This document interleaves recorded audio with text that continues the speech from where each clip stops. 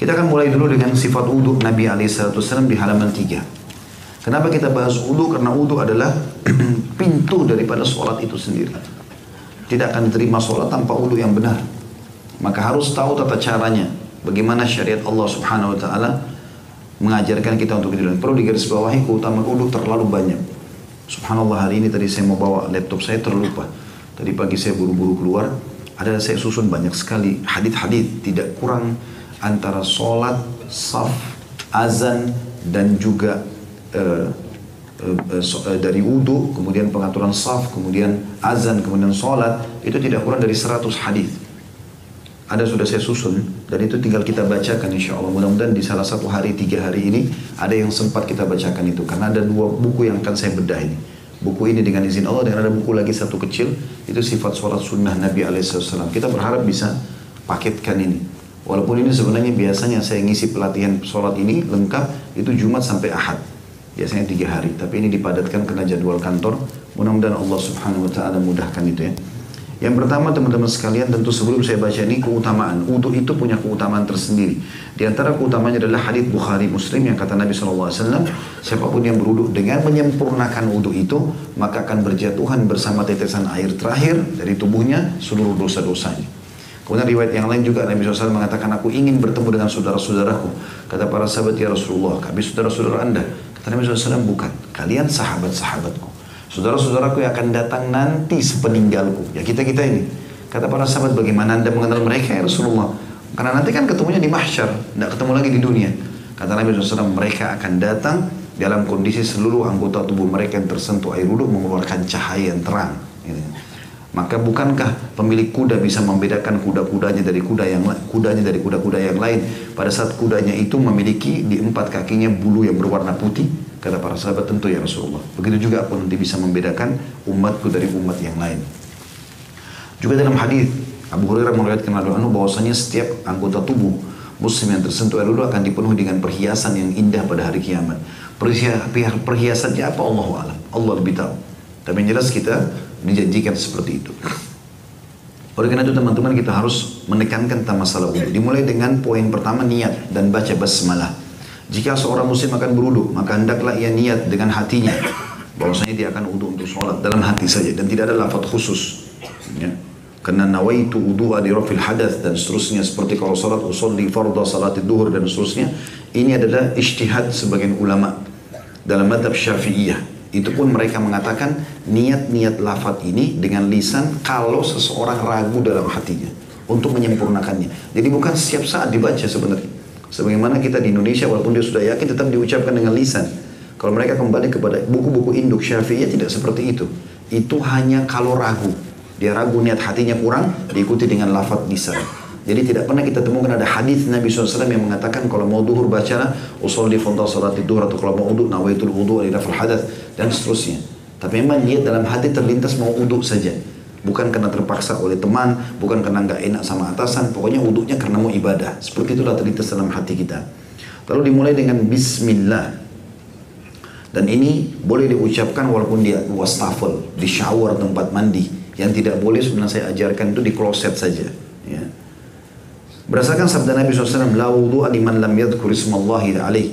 Tidak sempurna wudhu seseorang kalau tidak menyebutkan nama Allah atau bismillah padanya. Hadis riwayat Ahmad dan dihasankan oleh Albani. Kata beliau, namun apabila ia lupa membaca basmalah, wudhunya tetap sah, tidak batal, tapi dia kekurangan keutamaan. Ya. Yang kedua, membasuh telapak tangan. Kemudian disunnahkan membasuh telapak tangan sebanyak 3 kali. Itu ada footnote nomor 2, angka 2 di bawah ada kecil, muttafaqun alaih.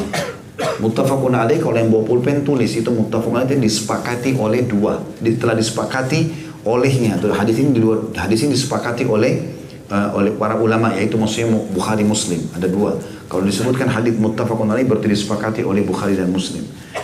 Dikatakan kemudian disunnahkan membasuh telapak tangan 3 kali sebelum memulai wudhu.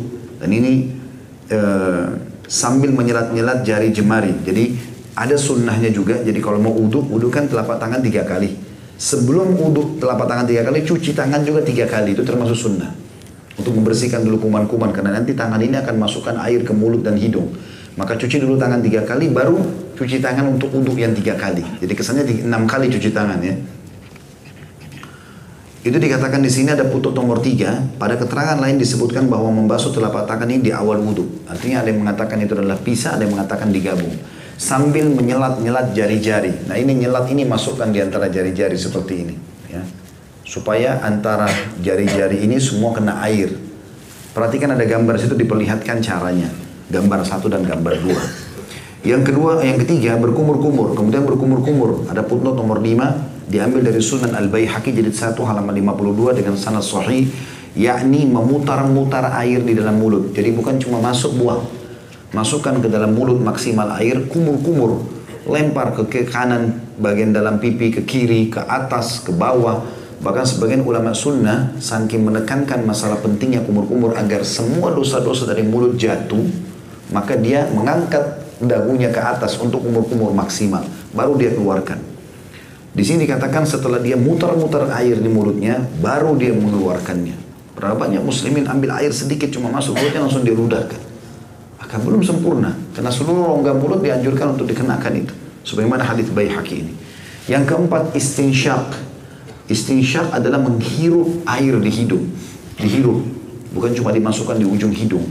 Kemudian istinthar di sebelahnya, itu mengeluarkan dengan tangan kiri. Air tadi yang kita hirup dengan kuat, dikeluarkan juga dengan kuat. Perhatikan di sini kata beliau, kemudian istinsyak, yakni menghirup, penulis buku maksudnya, kemudian yakni menghirup air ke hidung dengan nafasnya, ya, seperti orang nafas, lalu mengeluarkannya kembali. Hiruplah air dari tangan kanan, lalu keluarkan dengan memegang hidung dengan tangan kiri. Ada footnote nomor 6, perhatikan di bawah. Menyatukan atau menggabungkan antara berkumur-kumur dan menghirup air ke hidung dengan satu telapak tangan. Hadits ini muttafaqun alaih. Jadi kelebihan buku ini luar biasa. Setiap kali dia sampaikan sesuatu, ini loh haditsnya, ini loh haditsnya. Jadi nggak mungkin salah. Dengan izin Allah Subhanahu wa taala tentunya. Jadi di sini diperhatikan mulut, ya perhatikan gambar nomor 3, air itu diambil di satu cakupan telapak tangan kita. Kemudian masukkan setengahnya ke mulut sambil kumur-kumur yang maksimal. Sisanya hirup di hidung. Sambil tetap kumur-kumur, yang tangan kiri membuang dengan kuat air yang dari hidung, baru kemudian dibuang yang dari mulut. Jadi ini kayak satu rangkaian. Ya. Disunnahkan untuk istinsyak dengan kuat. Menghirup air tadi dengan kuat. Kecuali jika sedang berpuasa. Karena dikhawatirkan air akan masuk ke perutnya. Nabi SAW bersabda, وَبَالِقْ fistinsyaqi illa antakuna sa'ima. Bersengatanlah atau lakukan dengan kuat, ambil air itu hirup. Ini juga teman-teman kalau lagi flu, hidungnya buntu, coba praktikin istinsyak ini. Banyak orang sudah praktikin, ternyata dimasukin air dengan kuat, dihirup, dibuang dengan kuat, subhanallah 2-3 kali sembuh. Ini buntu hidungnya hilang, ya. Kuasa Allah SWT. Bersengatanlah kata Nabi SAW, artinya lakukan dengan sangat kuat dalam istinsyak, kecuali jika kalian sedang puasa. Footnote nomor 7, HR maksudnya hadis riwayat. HR itu ringkasan, hadis riwayat. Abu Daud disahihkan oleh Syekh Al-Albani dalam Sunan Abi Daud atau Sahih Sunan Abi Daud nomor 629. Nomor 5, membasuh wajah. Perhatikan ada titik-titik terputus itu. Wajah itu adalah awal tumbuhnya rambut sampai di bawah dagu dan juga di tempat kuping, ya, sampai ke kuping, dari kuping kanan ke kuping kiri. Kemudian membasuh wajah, ada footnote nomor 8 sesuai dengan QS itu Quran surah, ya, ringkasan. Maaf kalau yang sudah tahu. Saya karena beda buku maka saya perlu sampaikan masalah itu. Istilah-istilah ringkas seperti ini perlu difahami. Jadi jangan dibaca QS, ya, Quran surah, tapi diringkas kalau tulisan. Al-Maidah nomor 6. Ini tentu kalau baca nanti bisa dibaca di tempatnya masing-masing. Al-Maidah ayat 6 panjang sekali, berhubungan dengan masalah tata cara wudhu. Kemudian dikatakan panjangnya wajah itu dari awal tempat tumbuh rambut hingga tumbuh rambut kepala hingga ke dagu di bawah di mana jenggot terurai.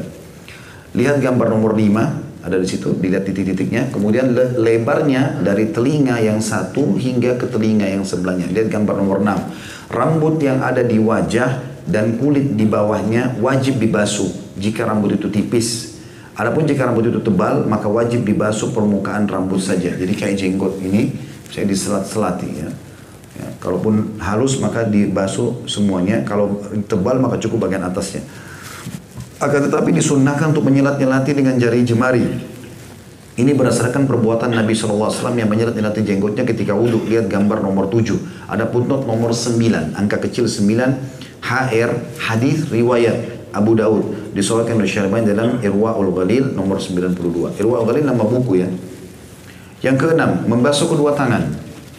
Kemudian membasuh kedua tangannya berikut kedua sikunya. Berdasarkan firman Allah Ta'ala, ini tadi Al-Ma'idah ayat 6 ya, salah satu potongannya, A'udzu billahi minasyaitonir rajim wa aydikum ilal marafiq, dan basuhlah tanganmu sampai ke siku. Jadi ada dua cara, ada gambar nomor 8, itu berarti air diambil dari telapak jari-jari tangan sampai ke siku. Kalau gambar nomor 9 dari siku dulu ditarik ke bawah, intinya batas minimalnya adalah siku. Di sini dikatakan bisa membasuh tentunya atau dimulai dari siku hingga ujung-ujung jari. Jadi salah satunya bisa dari jari-jari ke siku atau siku ke ujung jari. Ini semua sama. Yang ketujuh, mengusap kepala dan kedua telinga, kemudian mengusap kepala dan kedua telinganya satu kali. Perhatikan gambarnya 10, 11, 12 nyambung. Diambil air di telapak tangan kita, pegang di awal tumbuh rambut, ditarik ke belakang sampai ke tengkuk kita, leher ya. Kemudian ditarik lagi ke depan, kemudian baru masukkan jari telunjuk di dalam kuping, ditekan seperti kita tidak mau dengar suara apa-apa. Kemudian ibu jari mutar seperti mijet kuping kita dari belakang. Ini sunnah Nabi SAW. Di situ dikatakan kemudian mengusap kepala dan kedua telinga satu kali. Ini dilakukan mulai dari depan kepala, lalu kedua tangannya diusapkan hingga sampai ke bagian belakang kepala atau tengkuk. Kemudian kembali lagi mengusap tangannya hingga bagian depan kepala. Lihat gambar 10, 11, 12. Dan ini footnote nomor 11 muttafaqun alaih. Apa tadi muttafaqun alaih teman-teman? Riwayat Bukhari Muslim. Kemudian mengusap kedua telinganya dengan air yang tersisa di tangan bekas mengusap kepala. Jadi jangan air kepala itu pisah dengan kuping. Karena Nabi SAW menggabung satu kali saja air tadi yang dibasahkan ke kepala itu, ke belakang, ke depan lagi, langsung disambung ke kuping. Jadi nggak usah ambil air khusus lagi. Lihat gambar nomor 13. Yang kedelapan, mengusap kedua kaki, kemudian membasuh kedua kaki berikut kedua mata kaki berdasarkan firman Allah Ta'ala dalam Al-Ma'idah masih sama ayat 6, A'udzubillahi minasyaitonir rajim wa arjulakum ilal ka'bain, dan basuhlah kedua kakimu sampai kedua mata kaki. Berarti mata kaki batas minimal, dianjurkan untuk melebihkannya. Mata kaki adalah tulang yang menonjol di bagian bawah betis. Lihat gambar nomor 14 dan 15. Kedua mata kaki wajib dibasuh. Footnote nomor 13, hadits muttafaqun alaih. Bersamaan dengan membasuh kaki, itu di nomor 14, footnote nomor 14 di bawah, menggosok dan menyati-nyati jari-jari kedua kakinya disebutkan dalam Sahih Sunan Tirmidzi nomor 37. Dengan jari kelingkingnya, boleh dengan tangan kanan atau tangan kirinya. Artinya pada saat bapak-bapak dan ibu sekalian cuci kakinya, maka dari mata kaki pastikan kena sampai ke seluruh bagian. Biasanya juga tumit ya, kalau agak pecah-pecah, itu harus diselati air diantaranya supaya masuk air, kena. Kemudian juga jari-jari tangan dimasukkan ke jari-jari kaki.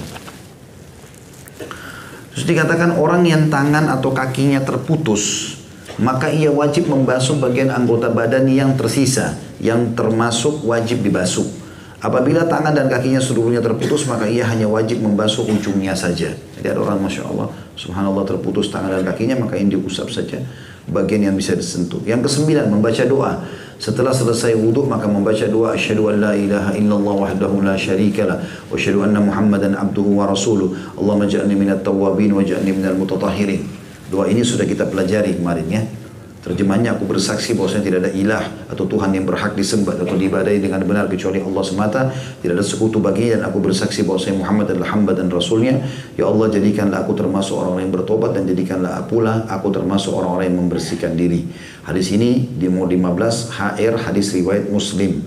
Adapun lafaz Allahumma ja'alni minat tawwabin adalah diriwayatkan oleh Tirmidzi dan disahihkan oleh Syaribani dalam Irwaul Ghalil nomor 96. Yang ke-10 adalah wudhu dengan secara tertib. Orang yang berwudhu wajib membasuh anggota-anggota wudhunya secara berurutan atau tertib dan berurut-urut, yakni jangan menunda-nunda membasuh satu anggota wudhu dengan hingga wudhu yang lainnya yang sudah dibasuh sebelumnya, atau yang dimaksudkan sini hingga anggota wudhu yang sudah dibasuh sebelumnya mengering. Jadi usahakan semuanya diselesaikan dalam satu rangkaian. Yang ke-11, mengeringkan dengan handuk. Dibolehkan mengeringkan anggota-anggota wudhu dengan handuk dan lainnya setelah wudhunya selesai. Sekarang kita masuk ke sunnah-sunnah wudhu. Yang pertama, disunnahkan bersiwak atau bisa menyikat gigi ketika berwudu, yakni sebelum memulai wudu, berdasarkan sabda Nabi SAW, laula an asyukka ala ummati la amartum bisiwaki ma'a kulli wudu. Seandainya aku tidak khawatir memberatkan umatku, niscaya aku perintahkan mereka untuk bersiwak atau menyikat gigi setiap hendak wudu. HR di bawah punten nomor 16, Ahmad atau hadis riwayat Ahmad disahihkan oleh Syekh Albani dalam Irwaul Ghalil nomor 70.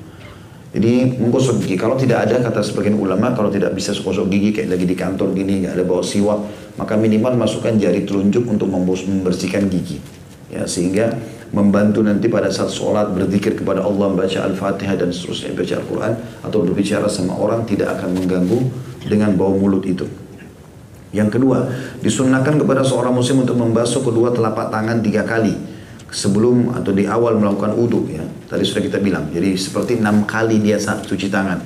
3 kali pertama selain wudu itu adalah sunnahnya, sebagaimana telah diterangkan, lihat gambar 1 dan 2. Kecuali apabila ia baru bangun dari tidur. Kalau baru bangun dari tidur, maka ia diwajibkan membasuh kedua telapak tangannya 3 kali sebelum wudu, karena terkadang di tangannya ada kotoran atau najis sedangkan ia tidak menyadarinya. Hal ini berdasarkan sabda Nabi SAW, "Idza staiqadha ahadukum min naumi fala yaghmis yadahu fil ina'i hatta yaghsilaha thalathan fa innahu la yadri aina batat yaduhu." Apabila salah seorang dari kalian bangun dari tidurnya, dan janganlah ia mencelupkan tangannya ke dalam bejana hingga ia terlebih dahulu mencuci keduanya 3 kali, karena ia tidak tahu di mana tangannya menginap tadi malam. Ada putun nomor 17 HR hadis riwayat Muslim. Jadi maksudnya kalau bangun tidur wajib cuci tangan, ya. Pernah ini ada orang yang mengolok-olok hadis ini di Irak di zaman dulu. Dia mengatakan, memang ada apa dengan tangan saya? Kan tidak apa-apa. Subhanallah, besok paginya dia bangun dan dia bertobat, akhirnya dia temukan, maaf, tangannya ada di duburnya. Makanya sunnah Nabi SAW sebelum aktivitas sebab pada saat bangun tidur cuci dulu telapak tangan. Ya, ini mirip juga dengan memasukkan air ke hidung pada saat bangun tidur. Siapapun yang bangun tengah malam ngantuk, ada waswas syaitan, kecuali memang kita kurang tidur, ya. Tapi kalau kita sudah tidur cukup, normal tidur itu 3 jam ke atas sudah cukup. 3 sampai 6 jam itu sudah sangat bagus. Kalau sudah 3 jam ada tidur masih mengantuk, mau bangun sholat, maka coba ambil air masukkan ke hidungnya. Jadi seperti disentuhkan ataupun mau istinsyak dihirup bagus. Kata Nabi SAW, siapa yang bangun tidur maka semestinya dia mencuci hidungnya karena syaitan bertengkar di situ. Yang ketiga, disunnahkan untuk bersungguh-sungguh dalam istinsyak, tadi menghirup air di hidung, yakni melakukannya dengan kuat sebagaimana telah dijelaskan. Yang keempat, ketika membasuh wajah disunnahkan untuk menyelat-nyelati rambut yang ada di wajahnya. Apabila rambut itu tebal sebagaimana diterangkan, lihat gambar nomor 7. Yang kelima, sunnah Nabi SAW juga ketika membasuh tangan atau kaki disunnahkan untuk menyelat-nyelati jari jemari berdasarkan sabda Nabi SAW, wa khallil bainal asabi', dan selat-selatilah antara jari jemari. Putut nomor 18 HR hadis riwayat Abu Daud disahihkan oleh Albani atau Syekh Albani dalam Sunan Abi Daud nomor 629. Yang keenam, disunnahkan untuk membasuh anggota wudhu yang kanan terlebih dahulu, yakni tangan atau kaki kanan dahulu sebelum tangan atau kakinya yang kiri. Yang ketujuh, disunnahkan untuk membasuh anggota wudhunya 2 kali atau 3 kali dan tidak boleh lebih dari 3 kali. Adapun kepala tidak usah diusap kecuali 1 kali saja. Disunnahkan untuk tidak berlebihan atau tidak boros dalam menggunakan air wudhu, karena Rasulullah SAW berwudhu 3 kali lalu beliau bersabda, man zada faqad asa'a wa zalam. Barang siapa yang menambah lebih dari 3 kali maka dia telah berbuat buruk dan zalim. Hadis punduk nomor 19, hadis riwayat HR Abu Daud disahihkan oleh Syekh Albani dalam Sahih Sunan Abi Daud nomor 123.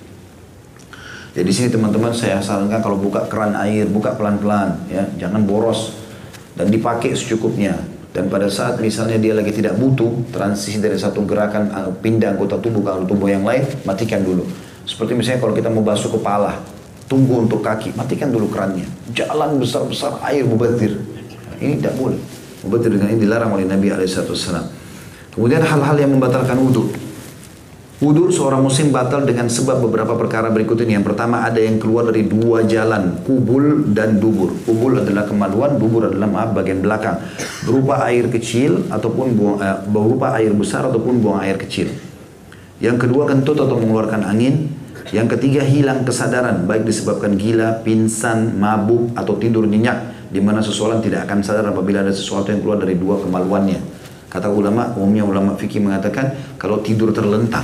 Kalau tidur duduk, dia masih setengah sadar, mudah untuk bangun. Tapi kalau tidur sambil tidur, ini kemudian dia sudah lelap, berarti sudah batal wudhunya. Adapun tidur yang ringan yang tidak menghilangkan seluruh kesadaran manusia, maka hal itu tidak membatalkan wudhu. Kemudian yang keempat, meraba kemaluan dengan tangan disertai syahwat, baik kemaluan dirinya sendiri ataupun kemaluan orang lain. Misal dia menyentuh kemaluan anaknya kalau ibu-ibu ya, tetap aja batal, nggak boleh kalau tidak ada pelapisnya. Ini berdasarkan sabda Nabi SAW, man massa farjahu falyatawadda. Barang siapa yang menyentuh kemaluannya maka hendaklah ia berwudu. Ada footnote nomor 20 HR hadis riwayat Ibnu Majah disahihkan oleh Syarbain dalam Irwaul Ghalil nomor 117. Yang kelima, memakan daging unta. Karena Nabi SAW pernah ditanya, apakah aku harus berwudu karena memakan daging unta? Maka Rasulullah SAW menjawab, na'am, benar. Footnote nomor 21 HR hadis riwayat Muslim. Makan babat, hati, lemak, ginjal atau perut besarnya juga membatalkan wudhu karena serupa dengan memakan dagingnya. Adapun meminum susu unta tidak membatalkan wudhu karena Rasulullah SAW pernah menyuruh sekelompok orang untuk meminum susu unta zakat atau sedekah dan beliau tidak memerintahkan mereka untuk berwudhu setelah itu. Footnote nomor 22 hadits muttafaqun alaih. Sebagai bentuk kehati-hatian maka seyogyanya seseorang berwudhu ketika telah minum kuah daging unta. Untuk di sini kita tidak makan ya, tapi kalau teman-teman lagi pergi umrah atau haji, makan daging unta, coba. Karena Nabi SAW pernah memakan dagingnya. Kalau kita lihatkan karena itu Nabi pernah makan dapat pahala. Dagingnya sangat enak gitu kan. Kalau kami bimbing umrah di travel kami, pasti kami umumnya jemaah pasti kami kasih coba makanan itu. Masukkan dalam paket travel. Tapi memang perlu diingatkan hukum syariah kalau habis makan, wudhunya batal. Apa hikmahnya? Allahu a'lam. Teman-teman temukan banyak sekali artikel di internet sekarang, di Google ditemukan hikmah-hikmah banyak. Ceramah-ceramah itu banyak, tapi itu hikmah ijtihad orang. Intinya kita sebagai seorang muslim, mereka katakan batal wudhu, ya batal wudhu, selesai. Wudhu aja lagi, kan gitu. Ada hikmah, ada hikmah, tetap saja kita mengikuti syariat Allah subhanahu wa ta'ala. Hal-hal yang diharamkan terhadap orang yang berhadat. Ya. Apabila seseorang muslim berhadat, yakni tidak dalam keadaan mempunyai wudhu, itu namanya orang berhadat ya. Maka diharamkan kepadanya beberapa hal. Yang pertama memegang mushaf. Berdasarkan sabda Nabi SAW kepada penduduk Yaman, la yamassul Qur'ana illa tahir. Tidak boleh menyentuh Al-Quran kecuali orang yang dalam keadaan suci. Hadits footnote nomor 23 sini hadits riwayat Ad-Darqutni disahihkan oleh Syekh Albani dalam Irwaul Ghalil nomor 122. Adapun membaca Al-Quran tanpa menyentuh mushaf adalah diperbolehkan. Tentu di sini mushaf maksudnya adalah Al-Quran utuh ya, kayak fisik begini. Kalau buku ini adalah Al-Quran utuh, maka tidak boleh disentuh kalau tanpa wudu. Ini pendapat jumhur ulama. Tapi kalau di handphone antum beda. Karena handphone itu adalah handphone, bukan Al-Quran. Cuma salah satu aplikasinya adalah Al-Quran. Makanya Syekh Utsaimin rahimahullah pernah ditanya oleh seseorang yang mau masuk kamar mandi. Dia mengatakan, Syekh, saya masuk kamar mandi WC. Ada hajat saya mau selesaikan di sana. Dan saya bawa handphone. Di handphone saya ada aplikasi Quran. Boleh nggak saya bawa handphone saya ke dalam WC? Kata Syekh, boleh. Dia penasaran, dia ulangi lagi. Syekh, saya bawa handphone, ada Al-Qurannya, boleh nggak? Kata Syekh, boleh. Sampai 3 kali.